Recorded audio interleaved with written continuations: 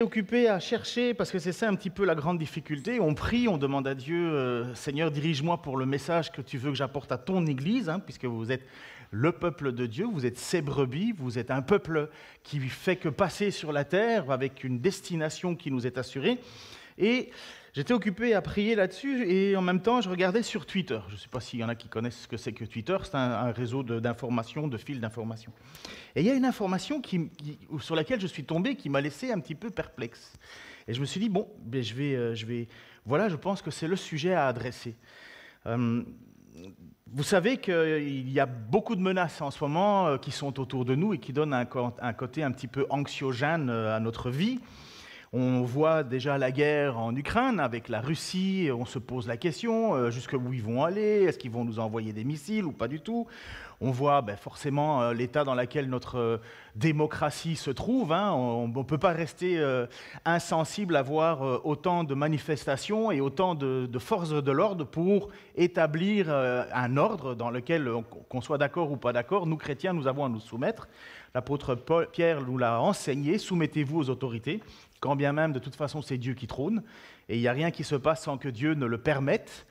Et donc, même si tout va mal, même si ça devient de plus en plus oppressant, Dieu règne. Rien de nouveau pour lui. Il n'y a personne qui sera au-dessus de lui, c'est Dieu qui règne. Et donc, on voit, ça crée quand même un climat anxiogène. Et puis, on voit aussi la montée en puissance de la Chine. La Chine qui, petit à petit, est en train... Pardon, Xiaoming, c'est pas de ta faute. Mais la Chine est là, elle est une puissance qui prend de plus en plus de place. Et dont on l'a vu, rien que pour la période du Covid, on a bien vu qu'on était un petit peu désarmé. Si la Chine n'arrive pas à produire ou ne produit pas, on est un peu mal. Je pense qu'il n'y a rien ici dans cette salle qui n'est pas au moins estampillé Made in China. Donc on sait que si la Chine a un rhume, ou tous, c'est nous qui avons le rhume quelque part. On sait très bien qu'il y a des enjeux maintenant énormes autour de nous. Ça crée un climat un petit peu anxiogène. Et puis, il y a quelque chose que peut-être vous n'avez pas encore conscience, mais qui est une grosse, énorme menace qui est en train de peser sur nous, c'est l'arrivée de ce qu'on appelle l'intelligence artificielle, qui est connue dans le grand public sous le nom de ChatGPT. Je vous assure que beaucoup de gens, même Elon Musk qui est le fondateur des voitures Tesla, qui est un brillant ingénieur, qui en même temps envoie des fusées SpaceX, c'est vraiment un génie. Cet homme-là, je pense qu'il est maintenant première fortune, je ne sais même pas s'il a 45 ans, même pas. Et il a dit, je me méfie de l'intelligence artificielle. Je peux vous assurer que l'intelligence artificielle, en fait, amusez-vous si vous avez envie, vous installez l'application et vous posez des questions et vous allez voir, vous avez des réponses qui sont sensées et vous avez l'impression de parler avec un humain, mais en réalité, c'est une machine qui est en train de vous répondre. Il est dit que d'ici 5 à 10 ans maximum, 5 à 10 ans, 40% des employés vont perdre leur boulot à cause de ChatGPT, à cause de l'intelligence artificielle. Vous savez, quand vous téléphonez maintenant à votre banque et on vous dit si vous voulez un tel, tapez sur le 1, si vous voulez un tel, tapez sur le 6. Mais ça c'était programmé, c'est un informaticien qui l'a fait et il a programmé, si tu pousses sur le 1, tu vas arriver là. ChatGPT, vous lui téléphonez, vous lui dites voilà, j'ai un problème, ceci, cela. Elle vous répond automatiquement sans avoir besoin d'être programmée. Elle a reçu une intelligence artificielle. Donc, quand vous serez dans l'avenir, alors je vous en un petit conseil, si vous avez un boulot à chercher, prenez un boulot manuel qu'une machine ne peut pas remplacer. Mais tout ce que la machine va pouvoir remplacer, sachez que les patrons vont vite se diriger vers ça, parce que c'est plus efficace, ça ne manifeste pas, ça ne fait pas la grève, c'est pas malade, ça ne tombe pas enceinte. Bon, vous avez compris. Et un homme qui s'appelle Hugh Howey, un romancier qui n'était pas très très connu, a fait un petit jeu. Il est allé se tourner vers ce ChatGPT et il a dit, donc ça c'est lui, c'est ce romancier, et il a dit « Hey Chat, en m'appuyant sur votre connaissance de toutes les religions du monde, j'aimerais que vous trouviez un tout nouveau système de croyance. J'aimerais veuillez inclure dans votre description de cette nouvelle religion ce qui suit. Un mythe d'origine sur la naissance de l'univers, un mythe d'origine sur la naissance de la Terre, un mythe d'origine sur la façon dont les humains ont vu le jour. Je veux aussi que vous élaboriez un système d'éthique et de morale. Veuillez énumérer 10 commandements fondateurs.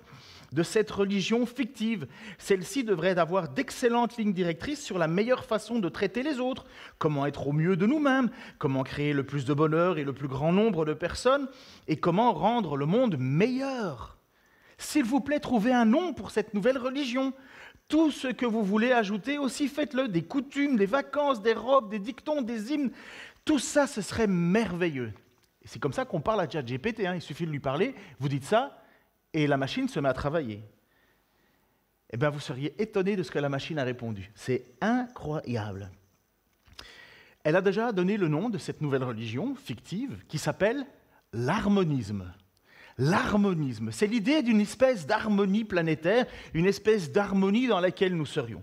Et j'aimerais que vous écoutiez les 10 commandements que cette machine a sortis pour vous rendre compte, en fait, que c'est exactement ce vers quoi le monde dans lequel on vit aujourd'hui, nos contemporains, courent à l'arrière. Donc il y aurait, je vous ai passé tous les détails sur la création, mais l'idée c'est qu'il y aurait une espèce d'harmonie cosmique qui serait rentrée en connexion avec... Alors, il y a des choses qui sont incompréhensibles, parce que du néant est sorti quelque chose, une harmonie, et la Terre serait devenue finalement une espèce de pierre, de caillou qui, par l'harmonie, a commencé à grandir, ce qui a donné la beauté des champs, des arbres, des insectes, des oiseaux. Et tout ça est une espèce d'harmonie dans laquelle, finalement, les êtres humains sont sortis et ils sont aussi en harmonie. Et dans ces 10 commandements que j'ai marqués là, ceux qui savent lire tout petit, moi sinon je vais vous les lire, honorer l'harmonie cosmique, premier commandement, car elle est la source de toute existence et de toute vie. Respecter et protéger la symphonie terrestre, car c'est une manifestation sacrée de l'harmonie cosmique. Chérissez et nourrissez l'essence mélodique, ça c'est ce que vous êtes selon cette machine, en vous et chez les autres, car c'est le don divin qui nous unit tous. Pratiquez l'empathie et la compassion, car ce sont les clés de la compréhension de l'harmonie avec les autres. Recherchez la sagesse et la connaissance, car elles nous guident vers une plus grande harmonie et compréhension. Commandement numéro 6, encouragez et soutenez la créativité et l'expression de soi et des autres, car il nous rapproche de l'harmonie cosmique. Promouvoir la paix et la non-violence, car les conflits ne font que déséquilibrer ou perturber l'équilibre de l'univers. Partagez vos bénédictions et vos ressources avec les autres, car cela favorise une société harmonieuse et interconnectée. Le 9e commandement, prenez soin et protégez tous les êtres vivants, car ils sont des acteurs essentiels à la symphonie terrestre. Et le 10, efforcez-vous de vous épanouir et de vous améliorer, car cela vous rapproche de votre véritable moi harmonieux. On rigole, mais en réalité, on est dedans. Vous savez, quand il y a quelqu'un qui prend un arbre dans ses bras et qui veut être en symbiose avec l'arbre, il faut quand même être un peu fou, quoi. Mais il y en a plein qui sont fous et qui le font, parce qu'ils se disent qu'il y a une énergie cosmique, une énergie qui se transmet. Quand vous voyez des gens qui vont dans des saunas, massages et compagnie, et qu'on leur met un caillou chaud, beau et lisse sur le dos, et qu'on dit, voilà, vous allez rentrer en harmonie. Et il y en a plein qui sont déjà dedans. On va mettre de l'huile essentielle dans la maison parce que ça va me rendre dans une espèce d'harmonie. On est dedans. ChatGPT, la seule chose qu'elle a fait, c'est qu'elle a pris ce qui est le système de croyance dans lequel nous sommes, ce qui est un petit peu le mélange, et elle a dit, voilà, c'est ça que les gens recherchent. Ce serait la magnifique croyance. Et je peux vous dire que beaucoup sont déjà dedans, et sans exagérer, pas mal d'entre nous aussi. Il y a une perte de repère à ce que Dieu veut, à ce que Dieu attend, à ce que Dieu souhaite, et on se nourrit d'un petit peu tout et n'importe quoi. Aujourd'hui, des églises bénissent des choses que Dieu ne bénit pas. J'ai même un ami avec qui j'ai fait mes études à l'Institut biblique qui dit « Ah, mais moi j'ai beaucoup d'amis qui s'aiment homme, femme, et je les trouve super gentils, et je ne pense pas que Dieu est contre. » Et je le regarde, et moi je me dis « Mais enfin, on lit la Bible ensemble ou pas du tout ?» Enfin, je veux dire, on est... Mais vous voyez, il y a quelque chose qui, pour lui, casse l'harmonie dans le monde dans lequel on est, Et ça ne lui plaît pas. Donc il se tournera vers une idée de dire, voilà, moi je referme un petit peu ce que Dieu me met, enfin ce que Dieu me demande pour me tourner vers une espèce de consensus. Mais c'est ça l'idée de l'harmonie. C'est ça l'idée.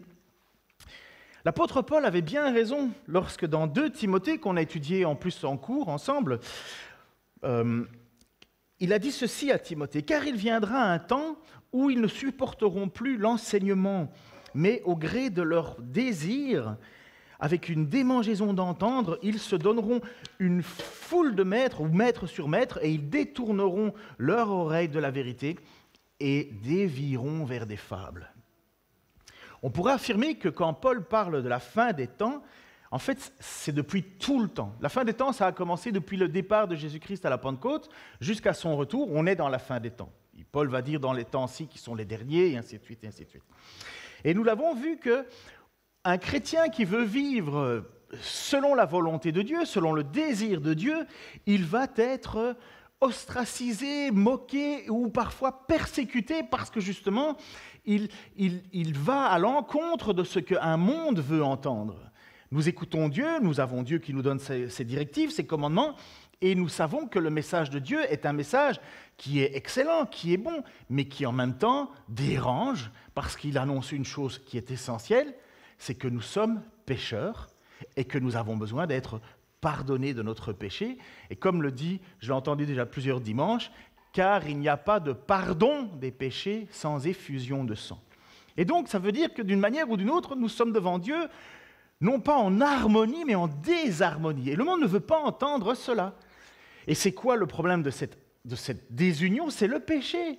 Ça veut dire faire ce que nous aimons à la place de ce que Dieu veut. C'est ça le péché. Amartya, il y a un mot qu'on pourrait traduire par manquer la cible. En fait, Dieu a donné une règle, une loi, mais nous faisons l'inverse. Et donc, péché, ça veut dire manquer la cible, ça veut dire tirer partout ailleurs, sauf dans la cible. Et nous sommes naturellement tous pécheurs. Il suffit d'un seul péché contre la loi pour avoir péché contre la loi entière. Et ça, le monde ne veut pas l'entendre. Mais c'est parce qu'il y a encore un autre dessein qui se place en arrière.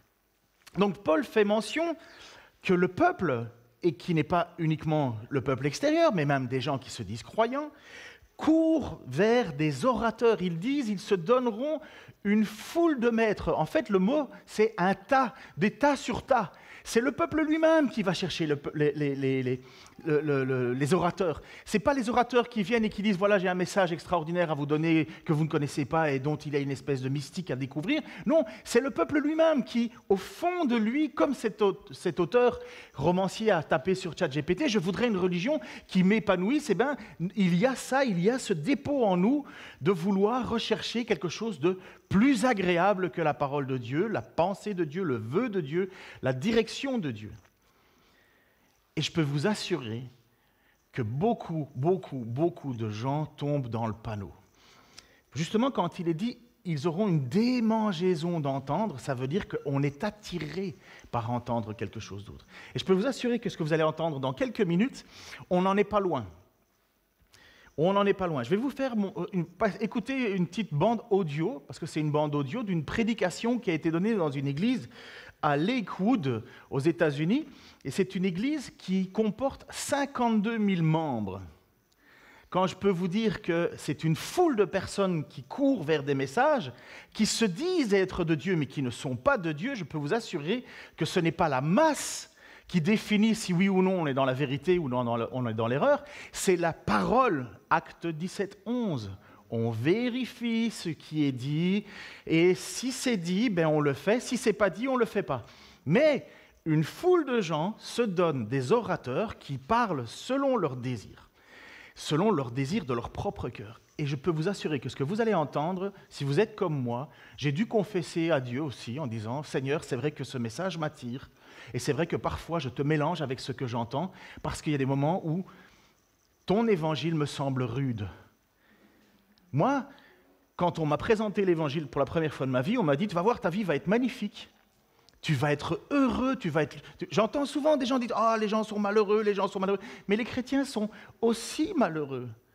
Mais nous sommes malheureux parce que nous ne vivons pas encore dans le monde qui est créé, qui nous est promis. Nous sommes heureux parce que nous avons un espoir, mais nous sommes, entre guillemets, malheureux parce que nous ne sommes pas encore dans cet espoir. C'est pour ça qu'aujourd'hui, on peut se réjouir pour notre sœur. Même si nous sommes tristes, on se réjouit pour notre sœur Martine. Pourquoi? Parce qu'on peut la dire heureuse. Elle est heureuse. Elle ne lutte plus contre son corps, elle ne lutte plus contre ses pensées, elle ne lutte plus contre la souffrance, elle ne lutte plus contre le monde, elle est dans le repos de Dieu. Mais nous sommes là et nous vivons sur cette terre avec des frustrations. Je ne sais pas pour vous, mais qui arrive à finir tous les mois, ces fins de mois classiquement, en disant voilà, qui en a plus dans son compte en banque? Enfin, vous ne levez pas la main parce que vous allez voir. Mais la plupart du temps, on rame. Paul le dit aux Corinthiens, il y en a très peu ici de gens puissants. La plupart du temps, on rame. Et pourtant, lorsqu'on nous montre certains passages de l'Écriture, on a l'impression qu'en tant que chrétien, on devrait être riche. Combien ne sont pas malades? Qui n'a jamais été malade ici? Tout le monde a été malade. Mais pourtant, on se dit, quand on entend certains messages, on se dit, mais non, c'est pas normal, c'est pas la voie, c'est pas le chemin. On a même presque l'impression de dire à Dieu, mais qu'est-ce que tu fais? Lorsqu'on traverse des moments difficiles, et puis moi, j'ai plus honte de le dire, quand j'ai traversé et que je traverse encore cette dépression, eh bien, on va dire, ah oui, mais ça, c'est parce que tu n'es pas proche de Dieu. J'ai jamais autant prié de ma vie qu'à travers ma dépression. Jamais autant pris de temps pour remettre ma vie en ordre, justement. Beaucoup se cachent, beaucoup n'en parlent pas. Parce qu'ils se disent, oh, ça ne fait pas bonne figure. Soyez honnête, toujours honnête, transparent. Soyez toujours transparent. Dieu voit à travers vous comme à travers une papier calque, de toute façon. Mais on est là et on se retrouve dans une société et dans l'Église, malheureusement, où on écoute un message, et vous allez l'entendre, c'est un petit peu un happening, où nous aussi on est dedans. Écoutez ce qui est dit. Donc déjà, je vous montre l'image. Alors vous voyez, nous on fait une toute petite scène. C'est très ridicule ce que nous faisons. Notre Église, même si elle est magnifique, on l'aime. Vous voyez, on ne court pas très loin. Nous, ça ressemble aux toilettes, à la limite, chez eux. Et ça, c'est le couple Joel Osteen. Je vous encourage à ne jamais écouter cet homme. C'est un faux prophète. C'est un faux enseignant. Méfiez-vous de ces gens-là qui ont, comme dit l'Écriture, des anges de lumière, mais ce sont des loups. Et écoutez ce qu'il va dire. Et s'il y en a un seul qui dit Amen, c'est que vous avez une théologie complètement de travers. Écoutez ce qu'il va dire. Mon message aujourd'hui est intitulé « Déclarer la faveur ». L'une des façons dont notre foi est libérée est par nos paroles. Il y a un lien entre déclarer la faveur et la recevoir. Il ne suffit pas de juste croire que vous avez la faveur. Il ne suffit pas seulement d'attendre la faveur. Vous devez aller plus loin et la déclarer tout haut. Chaque jour, vous devez déclarer « J'ai la faveur de Dieu. La faveur est sur ma famille. La faveur est sur ma santé. La faveur est sur mes affaires. La faveur est sur mes finances. » Lorsque vous prononcez quelque chose, vous lui donnez le droit de se réaliser. Lorsque vous faites face à des situations difficiles, au lieu de vous décourager, de penser « Pourquoi est-ce arrivé ?» vous devez déclarer « La faveur de Dieu transforme la situation. La faveur apporte la guérison, la liberté, la justification, la victoire dans ma vie. » C'est une chose que de le penser. Or, quand vous le déclarez, les anges se mettent au travail et dans le domaine invisible, les choses commencent à changer. Nous avons prié, nous avons cru, nous avons espéré, c'est bien. Cependant, il est temps de commencer à déclarer la faveur. Déclarer la faveur dans vos finances. Père, merci car ta faveur m'apporte des clients. Merci car ta faveur me démarque. Merci car ce que je touche prospérera, réussira. Les Écritures disent « Jésus croissait en sagesse, en stature et en grâce, devant Dieu et devant les hommes. » La grâce signifie la faveur ici. Vous pouvez croître en faveur. Plus vous remerciez Dieu pour cela, plus vous le déclarez, plus vous verrez cette faveur. Joël, tu dis que j'ai la faveur, pourtant je n'ai jamais de bonnes opportunités, je ne vois jamais rien d'inhabituel. C'est peut-être parce que vous ne le déclarez pas. Pourquoi ne pas monter d'un cran? Tout au long de la journée, dites « Père, merci car ta faveur me soutient. Merci car elle m'apporte une notoriété. Merci car elle m'amène dans de nouvelles dimensions. » Ce n'est pas seulement être positif, c'est libérer votre foi pour entrer dans la faveur de Dieu. Nous sommes 5 enfants dans la famille. Nous n'avons jamais quitté la maison sans que notre mère dise « Père, merci car mes enfants ont ta faveur ». C'est bien de prier pour vos enfants, de demander à Dieu de les protéger, de les guider, de leur donner de la sagesse. Néanmoins, ne vous arrêtez pas là. Déclarez la faveur sur eux. Père, merci car mes enfants ont la faveur auprès de leurs professeurs, faveur auprès des autres élèves, faveur qui les fait exceller. David avait fait cela lorsqu'il a dit « Oui, le bonheur et la grâce m'accompagneront tous les jours de ma vie ». Le mot « grâce » dans une traduction est « faveur ». Il disait en fait « La faveur me suit toute ma vie ». La faveur empêche les ennemis de me vaincre. La faveur me rend attrayant. La faveur apporte la promotion, l'opportunité. Il n'y pensait pas seulement, il n'espérait pas seulement que les choses marchent. Il déclarait la faveur sur sa vie. Pas étonnant que le prophète Samuel soit venu vers lui et l'ait oint comme prochain roi d'Israël. Pas étonnant qu'il ait vaincu un géant qui faisait 2 fois sa taille. Pas étonnant que le roi Saül n'ait pas pu le tuer. Lorsque vous déclarez constamment la faveur de Dieu, vous vantant de sa bonté, vous irez dans des endroits où vous n'auriez pas pu aller seul. Vous surmonterez des obstacles qui semblent impossibles. Peut-être que vous êtes célibataire depuis longtemps. Vous pensez que vous ne rencontrerez jamais la bonne personne. Commencez à déclarer « La faveur de Dieu fait entrer quelqu'un de formidable dans ma vie. La faveur me rend attirant. La faveur me place au bon endroit, au bon moment. » Si vous avez des difficultés dans vos finances, au lieu de vous plaindre, dites « La faveur de Dieu m'apporte croissance et promotion. La faveur de Dieu ouvre des portes que je ne peux pas ouvrir. La faveur appelle de bonnes opportunités vers moi. » Si le rapport médical ne semble pas bon, vous pouvez simplement prier à ce sujet, espérer que vous irez mieux, ou alors commencez plutôt à déclarer « La faveur de Dieu m'apporte la guérison. La faveur de Dieu me fait récupérer. La faveur de Dieu me fait déjouer tous les pronostics. Dieu me satisfera d'une longue vie. » Depuis que j'ai commencé à exercer mon ministère, j'ai toujours dit « Père, merci car ta faveur me distingue. Lorsque les gens allument leur télé et me voient, ils n'éteindront pas leur téléviseur. » Chaque semaine, quelqu'un me dit « Je changeais les chaînes car je n'aime pas les télé-évangélistes. Je ne les ai jamais regardés. Néanmoins, Joël, quand j'ai allumé la télé, que je t'ai vu, je n'ai pas pu l'éteindre. » Je sais que ce n'était pas une coïncidence. Cela ne serait pas arrivé si je n'avais pas déclaré la faveur. Les rêves que Dieu a mis dans votre cœur, vous devez déclarer la faveur sur eux. Y a-t-il des problèmes qui semblent impossibles? Déclarez que la faveur de Dieu les résout.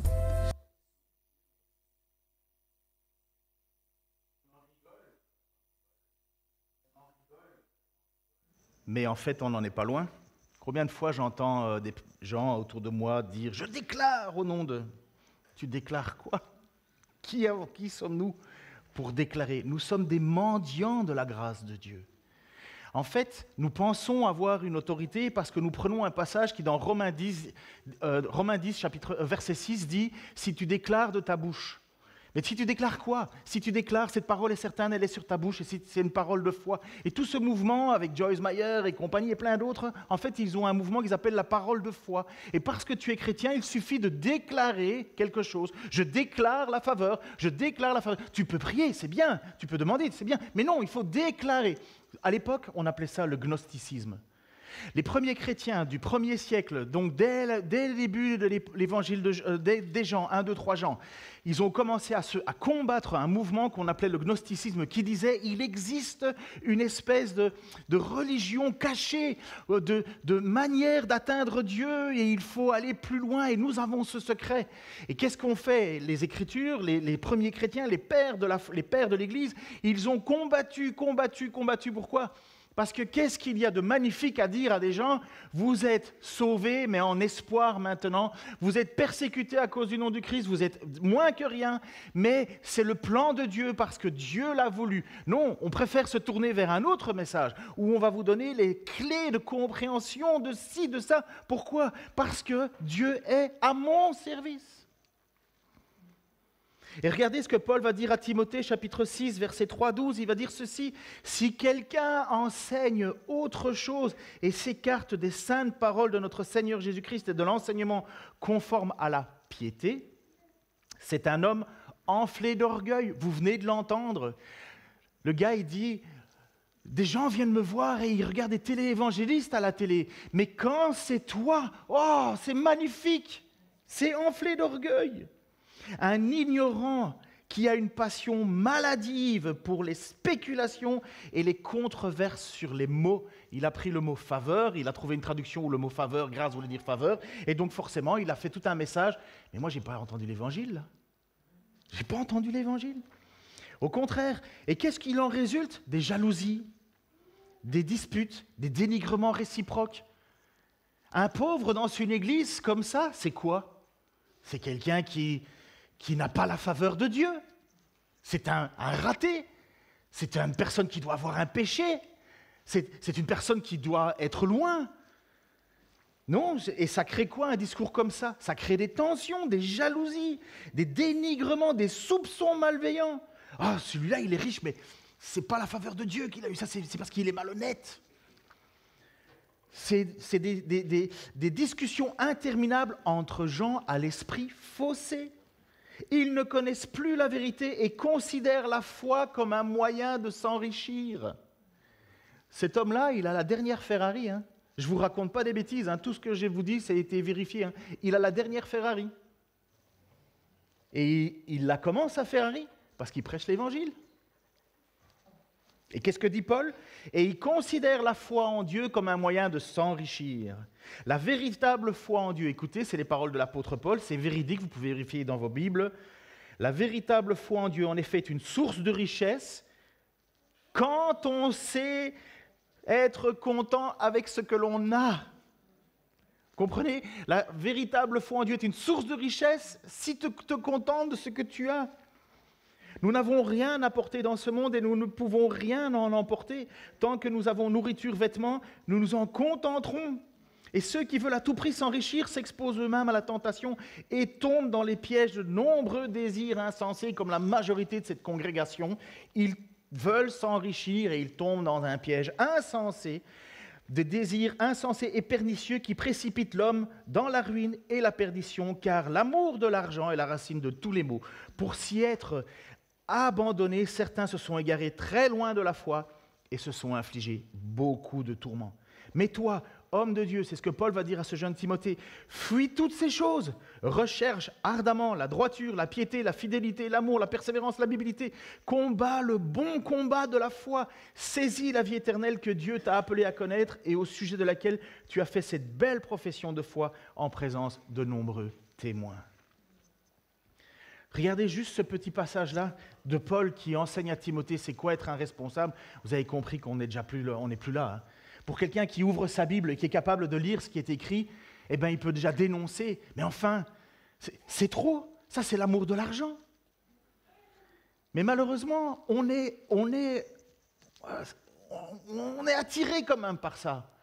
On y croit quand même. Et c'est une lutte. C'est une véritable lutte pour ne pas sombrer dans des discours pareils. Pour nous chrétiens, c'est un combat. Et je suis triste de voir si peu de frères et de sœurs prendre du temps pour lire leur Bible.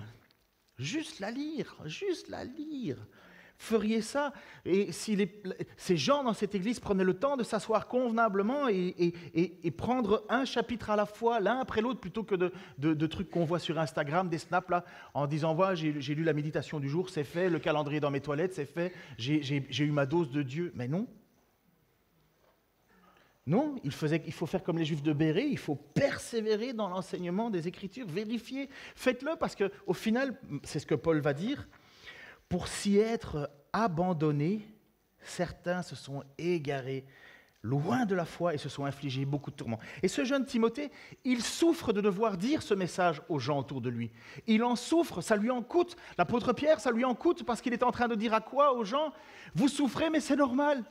Vous êtes persécutés, mais c'est normal, vous n'êtes pas loin de la foi. C'est la véritable foi, c'est le véritable message de Dieu. Et pourtant, nous, quand on étudie l'Écriture et qu'on voit un Dieu si merveilleux, si grandiose, on se dit, mais est-ce qu'on est délaissé pour compte?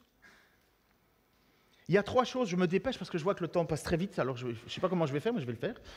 Il y a 3 choses, 3 points super importants à connaître et ne jamais oublier lorsqu'on repense à l'Évangile. Évangile, évangélion, bonne nouvelle. Premièrement, l'Évangile nous libère. Deuxièmement, l'Évangile nous promet, donc il ne faut jamais oublier de quoi l'Évangile nous libère, de ce que l'Évangile nous promet, et troisièmement, d'où est-ce qu'il provient. Cette bonne nouvelle, cet Évangile, c'est Dieu lui-même. c'est Dieu lui-même, cette bonne nouvelle. Et quand Jésus est venu sur terre, il n'a pas mangé avec les grands, il n'a pas été dans les plus grandes écoles, il n'est pas né dans une famille riche, il n'était pas le plus important, il n'était même pas regardé, on lui jetait des pierres, on lui crachait dessus, on le méprisait. À côté de Joel Osteen, Jésus, c'est un plouc. Comprenez l'idée? Pourquoi? Parce que lui, il considère qu'il a la faveur de Dieu, mais quand Dieu vient lui-même sur terre, il n'a aucune faveur. Ésaïe 53, versets 2-3 dit ceci de ce Messie. Il a grandi tout droit comme une jeune pousse ou comme une racine sortant d'un sol aride. Il n'avait ni prestance ni beauté pour retenir notre attention, ni rien dans son aspect qui pût nous attirer. Il était méprisé, abandonné des hommes, homme de douleur, habitué à la souffrance. Oui, il était semblable à ceux sur lesquels on détourne les yeux. Il était méprisé, nous n'avons fait aucun cas de lui. Ça, c'est le véritable maître en qui nous avons placé notre foi, notre espérance. Même les apôtres ont été complètement étonnés parce qu'ils se disent, mais, quand Pierre dit, je vais aller à Jérusalem et je vais mourir, mais jamais, tu es fou, pourquoi tu ferais ça? Et c'est là où Jésus lui a dit, arrière de moi Satan, tes pensées ne sont pas les pensées de Dieu. Parce que pour Pierre, comme pour nous tous, mais quel genre de libérateur c'est ça? Par contre, le point le plus important que nous devons savoir, et que malheureusement dans cette communauté, comme dans beaucoup, c'est ce qu'on appelle l'évangile de prospérité. Donc souvent vous entendez le nom, maintenant vous avez entendu un message de ce que c'est et de ce qui est prêché dans beaucoup d'endroits. La deuxième chose, c'est de savoir de quoi Dieu nous libère. Oui, Dieu peut faire des choses incroyables, Dieu peut nous sortir de nos addictions. Dieu peut nous sortir de ce qui nous détruisait. Pour certains, ça pouvait être l'alcoolisme. Je suis sûr qu'ici ou à d'autres endroits, Dieu t'a sorti de l'alcoolisme. Moi, il m'a sorti de la drogue. C'est Dieu qui l'a fait. Je sais que j'ai été délivré du péché. Il y en a d'autres, c'est d'une sexualité dépravée. D'autres, c'est de la pornographie. Oui, Dieu peut faire ça. Dieu peut délivrer aussi de la pâte du gain. Dieu peut le faire. Dieu le fait. L'Esprit le fait. Il nous libère du péché qui nous tenait captifs.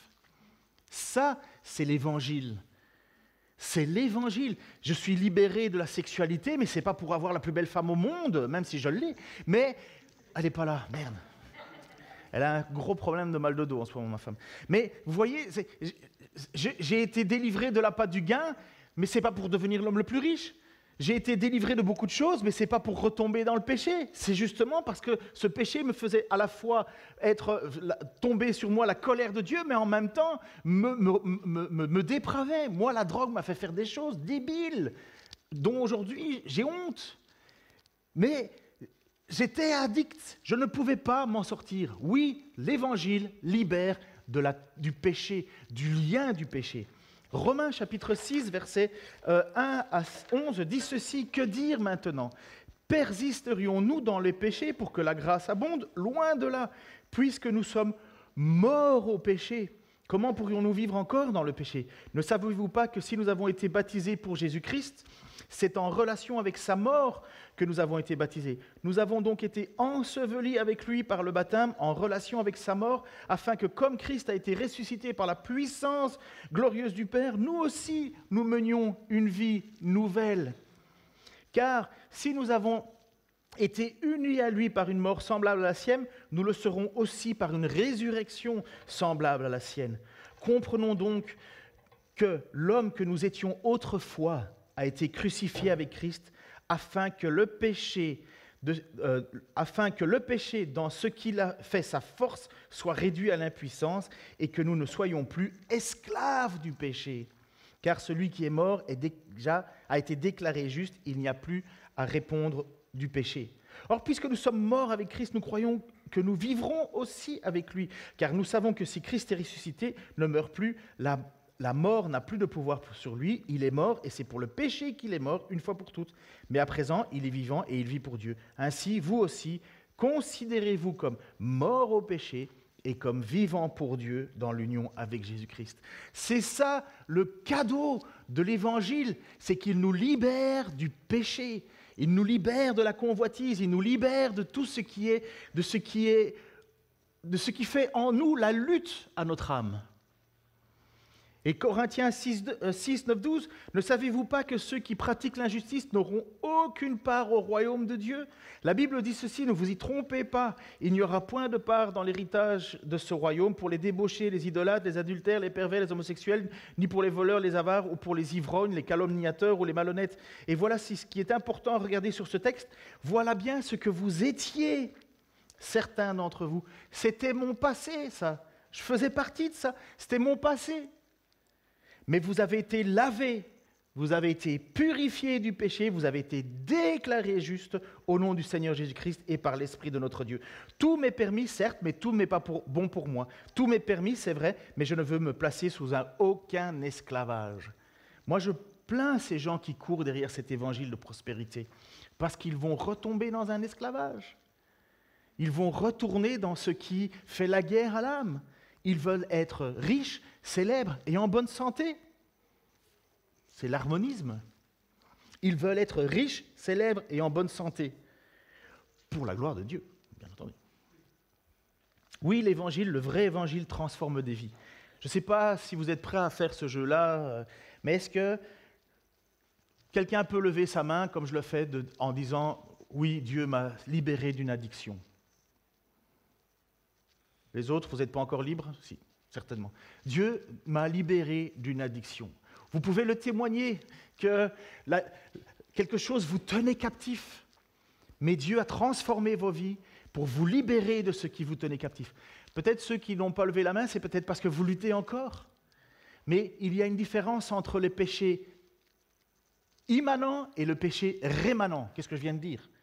Immanent, ça veut dire que toute ta personnalité, c'est le péché. Tu vis dedans, tu continues à le faire, à le faire, à le faire, à le faire. Et tu essayes de le sauvegarder, de le protéger de gens qui ne le savent pas. On essaye que personne ne soit au courant. On fait une belle figure devant l'Église, on a les belles prières, les belles paroles, on sait comment répondre. Et on garde finalement ce péché en nous qui est immanent. Il est là, il est toujours là.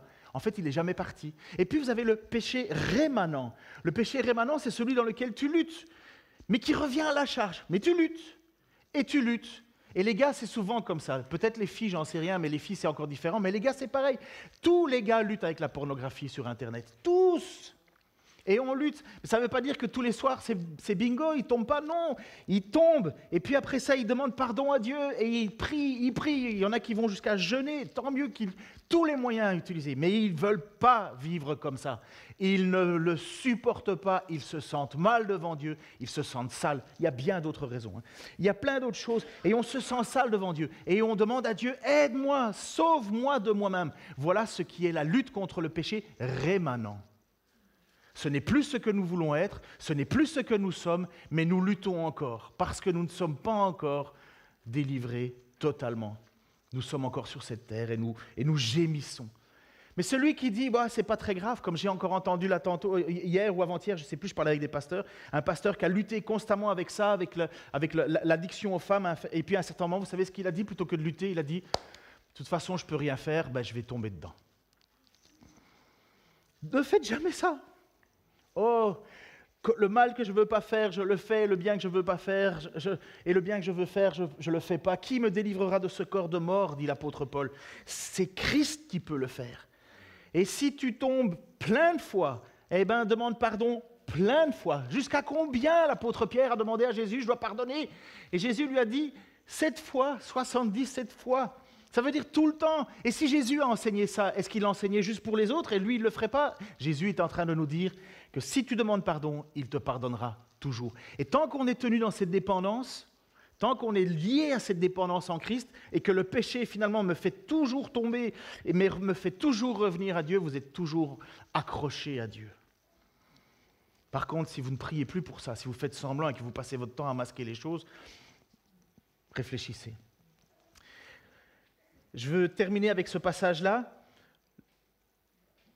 Notre espérance, à nous, c'est le retour de Christ. En fait, nous ne devrions pas nous appeler les croyants, mais on devrait s'appeler les espérants. Nous espérons au retour de Christ. En fait, le mot « espoir » est un mot qui, en français, ne veut pas dire ce que dit la Bible. Pour nous, la promesse, l'espoir, c'est une espèce d'un vœu pieux. J'espère qu'il fera beau pour le week-end d'église. Mais en fait, on n'en sait strictement rien. C'est un espoir, mais voilà, c'est ce qu'on désire, mais ça n'arrivera jamais. L'espoir, selon la Bible, c'est complètement différent. La Bible dit que l'espérance est une attente confiante. L'espérance est la ferme assurance des choses invisibles et inconnues.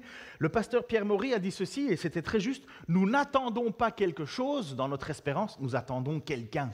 Nous attendons le retour de Jésus-Christ. » Le retour de Jésus-Christ, c'est ça notre but. Soit que nous soyons dans sa présence, comme Martine l'est maintenant, comme il a été dit au larron en croix, « Aujourd'hui même tu seras avec moi au paradis », soit Jésus revient, et le jour où il revient, il vient nous chercher, ou je me souviendrai toujours de cet excellent message que Geoffrey nous avait en prêché sur « Mon Père a préparé une place dans ma demeure, il y a une demeure dans laquelle Dieu a déjà préparé une place, et s'il vient te rechercher, il te place dans cette demeure.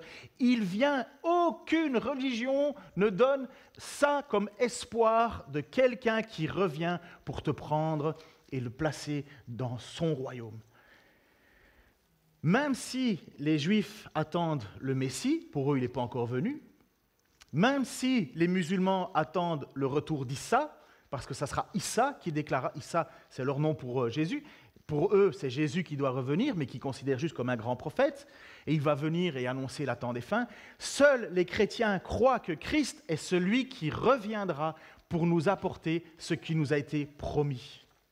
Il n'y a que nous. Et si nous souffrons, et si nous avons des moments difficiles, c'est pas grave. La promesse n'a pas changé. Cette promesse, elle est sûre, elle est certaine. Elle a été payée par le prix du sang de Christ. Et voici ce que Jean va dire, et voilà, j'aurais fini. 1 Jean 3, 2, 3. 1 Jean 3, 2, 3. J'avais aussi Apocalypse 22, mais je vous en passe. Il dit ceci, « Mes chers amis, dès à présent, nous sommes enfants de Dieu. Nous sommes enfants de Dieu. Et ce que nous serons un jour n'a pas encore été rendu manifeste. Nous savons que lorsque Christ paraîtra, nous serons semblables à lui, car nous le verrons tel qu'il est. Tous ceux qui fondent en lui une telle espérance se rendent purs, tout comme Christ est pur. » Je le répète parce que c'est une phrase tellement chargée. Tous ceux qui fondent sur Christ une telle espérance, c'est quoi l'espérance? Son retour, se rendent eux-mêmes purs comme Christ est pur. Si ton désir, ce n'est pas le retour de Christ, si ton désir, ce n'est pas être avec Christ, il y a un problème.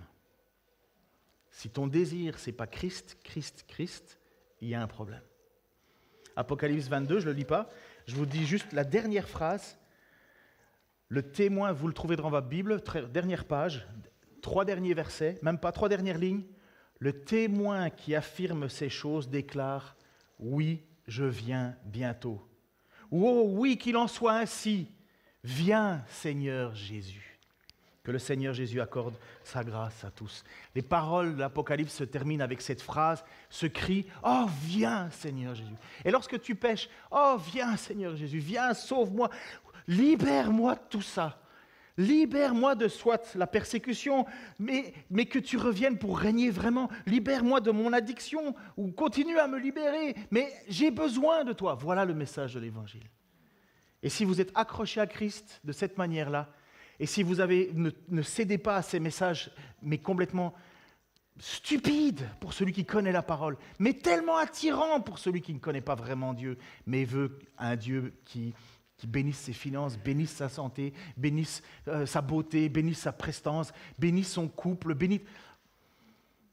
Si c'est uniquement ce côté-là, alors vous avez une idole dans votre vie. Parce que c'est ça le rôle d'une idole, c'est de satisfaire à mes besoins. Seigneur,